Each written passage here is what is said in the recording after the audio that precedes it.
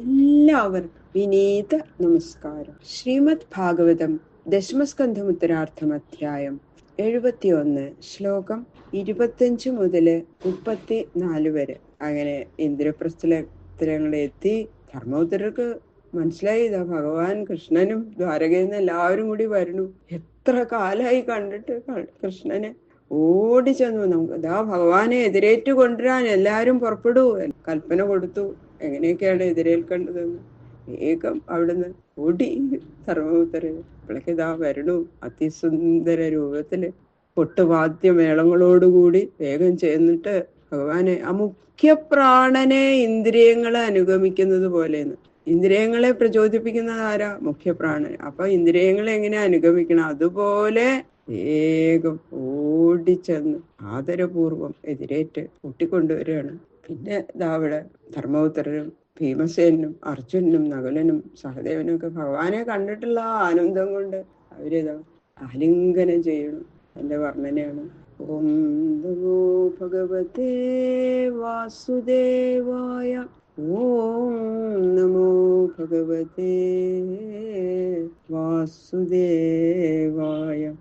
ഓം നമോ ഭഗവതേ വാസുദേവായ.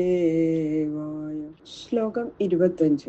ദൃഷ്ട്വാ വിക്ലിന്ന ഹൃദയ കൃഷ്ണം സ്നേഹേന പാണ്ഡവ ചിരാൽ ദൃഷ്ടം പ്രിയതമം സസ്വജേഥ പുനഃ പുനഃ. വളരെ കാലമായിട്ട് ഇങ്ങനെ കാണാതെ ഇരിക്കുന്ന ഏറ്റവും പ്രിയപ്പെട്ട ആ ശ്രീകൃഷ്ണനെ കണ്ടപ്പോ സ്നേഹാധിക്യം നിമിത്തം ധർമ്മപുത്രരുടെ ഹൃദയം കൂടെ ആർദ്രമായിട്ട് ഭവിച്ചു. പിന്നെയും പിന്നെയും എന്റെ കൃഷ്ണ എന്ന് പറഞ്ഞിട്ടിതാ ആലിംഗനം ചെയ്യാം. ഒരു തവണ ആലിംഗനം ചെയ്യും, കണ്ണിന്ന് ഇങ്ങനെ കുടുകുടാന്ന് അശ്രുബിന്ദുക്കള് വരണ്ട്. പിന്നെയും കുറച്ച് കഴിയുമ്പോ വേഗം വിടും, പിന്നെയും ആലിംഗനം ചെയ്യും. അങ്ങനെ കുറെ നേരം ആലിംഗനം ചെയ്തുകൊണ്ട് നിന്നു പറഞ്ഞ ധർമ്മപുത്രര്. ദോർഭ്യാം പരിഷ്വജ്ജരമാബലാലയം മുകുന്ദഗാത്രം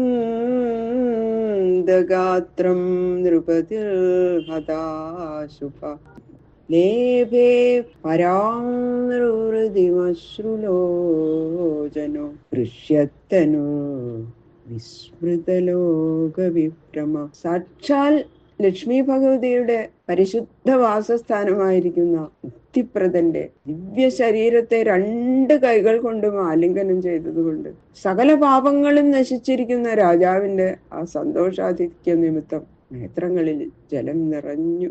ദേഹത്തിന് രോമാഞ്ചമുണ്ടായി. ഞാൻ, നീ, എന്റെ, നിന്റെ എന്നുള്ള ആ ലോകഭാവനയൊക്കെ തീരെ മറന്ന് പരമയോഗികൾ അനുഭവിക്കുന്ന നിരതിശയ ആനന്ദം, അത്ഭുതകരമായ ഒരു ആനന്ദം, ആ പരമാനന്ദം യോഗിമാരെ അനുഭവിക്കുന്ന ആ സച്ചിദാനന്ദം തന്നെ ആ ധർമ്മപുത്ര മഹാരാജാവ് അനുഭവിച്ചു. അപ്പൊ എന്നും ധ്യാനിക്കും ഭഗവാനെ ധർമ്മപുത്രര്. അതുകൊണ്ട് പരമാനന്ദം നൽകുന്ന ആ മുകുന്ദനെ പ്രത്യക്ഷമായിട്ട് ആലിംഗനം ചെയ്തപ്പോ പരമാനന്ദം പ്രാപിച്ചു എന്നതില് ആശ്ചര്യമൊന്നുമില്ല എന്ന് സ്പഷ്ടാക്കാൻ വേണ്ടിയിട്ടാണ് മുകുന്ദ ഗാത്രം എന്ന് പറയുന്നത്. മുകുന്ദനെ ധ്യാനിക്കല് ഹൃദയത്തില് ധ്യാനിച്ചുകൊണ്ടിരിക്കണ്ടായിരുന്നു. ഇപ്പൊ ഗാത്രം അങ്ങോട്ട് സ്പർശിച്ചപ്പോ പരമാനന്ദത്തിന്റെ ഉച്ചകോടിയിലെത്തി. അതാണ് സച്ചിദാനന്ദം അനുഭവിച്ചു മഹാരാജാവ് എന്ന് പറയുന്നത്.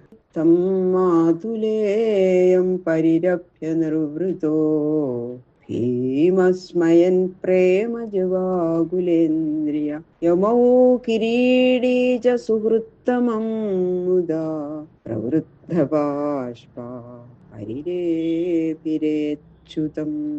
അമ്മാവനായ ആ വസുദേവന്റെ പുത്രനായ ശ്രീകൃഷ്ണനെ ഭീമസേനൻ ഓടി വന്ന് ആലിംഗനം ചെയ്ത് പരമസുഖം പ്രാപിച്ചു.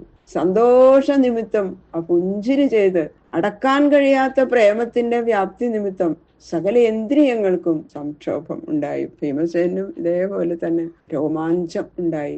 അർജുനൻ, നകുലൻ, സഹദേവൻ ഇവരെല്ലാവരും ഓടി വന്ന് സന്തോഷാധിക്യത്താൽ കണ്ണുകളിൽ അധികരിച്ച ജലങ്ങളോടുകൂടി, അതായത് അശ്രുപൂർണമായിട്ടുള്ള നയനങ്ങളോട് കൂടിയിട്ട് ഓടി വന്ന് ആ പരിപൂർണ ആനന്ദ സ്വരൂപനായ ഭഗവാനെ വീണ്ടും വീണ്ടും ആലിംഗനം ചെയ്തുകൊണ്ട് നിന്നു. അർജുനേന പരിഷ്വക്തോ യമാഭ്യാമഭിവാദിത ബ്രാഹ്മണേഭ്യോ നമസ്കൃത്യ വൃദ്ധേഭ്യശ്ച യഥാർഹത. അർജുനൻ ഒപ്പാണ്, അർജുനനും കൃഷ്ണനും സഖ അല്ലെ, അവരാണ് ഏറ്റവും നല്ല ഫ്രണ്ട്സാണ്. അപ്പോ പ്രായം കൊണ്ട് ഭഗവാനാണെന്ന് അറിഞ്ഞത് കൊണ്ട് ഭഗവാനെ കണ്ടപ്പോ അർജുനൻ ഓടി വന്ന് ആലിംഗനം ചെയ്തു. പിന്നെ ഭക്തി കൊണ്ട് പാദങ്ങളിൽ നമസ്കരിക്കാൻ ഭാവിച്ചപ്പോ വേഗം തടുത്തു എന്നാ പറയണത് ഭഗവാൻ. വേണ്ട വേണ്ട അർജുന എന്ന് പറഞ്ഞിട്ട് വേഗം അങ്ങോട്ട് പിടിച്ചിട്ട് അർജുനനെ ഭഗവാൻ അങ്ങോട്ട് ആലിംഗനം ചെയ്തു. നകുലനും സഹദേവനും പാദങ്ങളിൽ വീണ് നമസ്കാരം ചെയ്തു. ഇങ്ങനെ പാണ്ഡവന്മാര് എല്ലാവരും വന്ദിച്ച ശേഷം ഭഗവാൻ തന്നെ എതിരേൽക്കാൻ വന്നിരിക്കുന്ന സംഘത്തിലുള്ള ബ്രാഹ്മണരെയും വൃദ്ധന്മാരെയും യഥായോഗ്യം നമസ്കാരാദികൾ ചെയ്തു. ഇതൊക്കെ വേണ്ട പോലെ ഭഗവാൻ എല്ലാവരെയും ഇങ്ങനെയാണ് ചെയ്യേണ്ടത് എന്ന് ലോകർക്ക് മുഴുവൻ കാണിച്ചു കൊടുക്കണം. മാനിത്തോ മാനയാമാസ കുരുസൃഞ്ജയ കേകയാൻ സൂതമാഗത ഗന്ധർവാ ബന്ദിനശ്ചോപമന്ത്രിണ മൃദംഗശംഖപടഃ വീണാപാണവഗോമുഖൈ ബ്രാഹ്മണശ്ച അരവിന്ദാക്ഷം തുഷ്ടൂ നനുർദുർജഗു. കുരുക്കള്, സൃഞ്ജയന്മാര്, കേകയന്മാര് ഇവരും ഇവരുടെ അധിപന്മാരും ശ്രീകൃഷ്ണനെ യഥാക്രമം മാനിച്ചു. അവരെ കൃഷ്ണനും എല്ലാവരെയും ഭഗവാനും വന്ദിച്ചു. സൂതമാഗതാദികളും ബ്രാഹ്മണരും അവരവരുടെ കുലവിദ്യകളായ മൃദംഗാദി വാദ്യങ്ങളെ പ്രയോഗിച്ച് ഭഗവാനെ സ്തോത്ര ഗാനം ചെയ്തത്. എല്ലാവരും ആ വാദ്യങ്ങൾ മുഴക്കിക്കൊണ്ടാണ് ഭഗവാനെ സ്തോത്രം ചെയ്തത് എന്നതാ പ്രത്യേകം പറയണം. ഏവം സുഹൃദ്ഭി പര്യസ്ത പുണ്യശ്ലോകശിഖാമണി സംസ്തൂയമാനോ ഭഗവാൻ വിവേശാലങ്കൃതം പുരം. ഇങ്ങനെ സുഹൃത്തുക്കളോടുകൂടി പുണ്യശ്ലോക ശിഖാമണിയായ ഭഗവാൻ ശ്രീകൃഷ്ണൻ സൂതാദികളാൽ സ്തുതിക്കപ്പെട്ടവനായിട്ട് വിശേഷമായി അലങ്കരിക്കപ്പെട്ട ഇന്ദ്രപ്രസ്ഥത്തെ പ്രവേശിച്ചു. സംസിക്തവർമ്മകരിണാം മദഗന്ധതോയൈ ചിത്രധ്വജൈ കനകതോരണ പൂർണകുംഭൈ മൃഷ്ടാത്മഭിർനവനുകൂല വിഭൂഷണസ്രഗന്ധേർ നിർഭിർയുവതിഭിശ്ച വിരാജമാനം. ഭഗവാൻ എഴുന്നള്ളുണ്ടെന്ന് കേട്ടപ്പോ തന്നെ പട്ടണെല്ലാം രാജാവ് കൽപ്പിച്ചതിനനുസരിച്ച് അലങ്കരിച്ചിട്ടുണ്ടായിരുന്നു. നല്ല വർണ്ണനയാണ് ഇതാ ഈ ശ്ലോകത്തില്. ആ നഗരം മുഴുവനും അടിച്ചുവാരി പൊടി പറക്കാതിരിക്കാനായിട്ട് മത്തഗജങ്ങളുടെ മദഗന്ധമുള്ള വെള്ളം പകർന്ന് നനച്ചിരുന്നു. ബഹുവിധ നിറമുള്ള കൊടികള് അവിടെ ഉയർത്തിക്കെട്ടിയിട്ടുണ്ടായിരുന്നു. കനകതോരണങ്ങളും പൂർണ്ണകുംഭങ്ങളും എല്ലാ ഗൃഹങ്ങളിലും കെട്ടിവെച്ച് അലങ്കരിച്ചിട്ടുണ്ടായിരുന്നു. പട്ടണവാസികളായ പുരുഷന്മാരും സ്ത്രീകളും നേരത്തെ തന്നെ സ്നാനാദി കൃത്യങ്ങളൊക്കെ ചെയ്ത് പരിശുദ്ധിയോടെ പുതിയ വസ്ത്രാഭരണങ്ങളൊക്കെ ധരിച്ച് പൂമാല ചൂടി ചന്ദനം പൂശി പുതിയ ശോഭയോടുകൂടി വീഥികൾ തോറും നിറഞ്ഞിങ്ങനെ സഞ്ചരിക്കുന്നുണ്ട്. ഇങ്ങനെ അലങ്കരിക്കപ്പെട്ട ഇന്ദ്രപ്രസ്ഥം എന്ന നഗരത്തിലേക്കാണ് ഭഗവാൻ ശ്രീകൃഷ്ണൻ പ്രവേശിച്ചത്. ഉദ്ദീപ്തദീപബലിഭി പ്രതിസത്മജാല നിര്യാതധൂപരുചിരം വിലസൽപതാകം മൂർധന്യഹേമകലശൈരജതോരു ശൃംഗൈ ജുഷ്ടം ദദർശ ഭവനേ കുരുരാജധാമ. എല്ലാ ഭവനങ്ങളുടെ ആ മുമ്പിലും വിളക്ക് കൊളുത്തി വെച്ചിട്ടുണ്ട്. വീടുകളുടെ ഉമ്മറത്ത് പുഷ്പങ്ങൾ കെട്ടിങ്ങനെ അലങ്കരിക്കുക, കോലിടുക, ഇതൊക്കെ ഭംഗിയാക്കി ചെയ്തിട്ടുണ്ട്. അകരു മുതലായ ആ സുഗന്ധദ്രവ്യങ്ങൾ പുകച്ചത് കൊണ്ട് ആ ജനലുകളുടെ ദ്വാരങ്ങളിൽ കൂടി പുറപ്പെടുന്ന പുകകൾ കൊണ്ട് മനോഹരമായിരിക്കുന്ന ആ ഗന്ധം ഇങ്ങനെ വ്യാപിക്കുന്നുണ്ട് ഇവിടെ മുഴുവനും. കൊടിക്കൂറകൾ കെട്ടിയിരിക്കുന്നത് ഇങ്ങനെ കാറ്റിലുലയുന്നത് കാണാൻ തന്നെ നല്ല ഭംഗിയുണ്ട്. അഗ്രത്തില് സ്വർണസ്തൂപികളും അതിന്റെ താഴെ വെള്ളി കൊണ്ടുണ്ടാക്കിയ കൊടിമുടികളും ഉണ്ട്. ചുറ്റും ഇങ്ങനെ പഞ്ചേന്ദ്രിയങ്ങളെയും ആനന്ദിപ്പിക്കുന്ന ഭവനങ്ങളാൽ അലങ്കരിക്കപ്പെട്ടിരിക്കുന്ന ആ കുരു രാജാവിന്റെ വാസസ്ഥാനം ദൂരത്ത് നിന്ന് തന്നെ ഭഗവാൻ കണ്ടു. സർവാലങ്കാരഭൂഷിതമായിരിക്കുന്ന ഗൃഹങ്ങളെ കൊട്ടിക്കോഴ് പട്ടണം അതിമനോഹരമായിട്ട് അലങ്കരിച്ചിരിക്കുന്നു.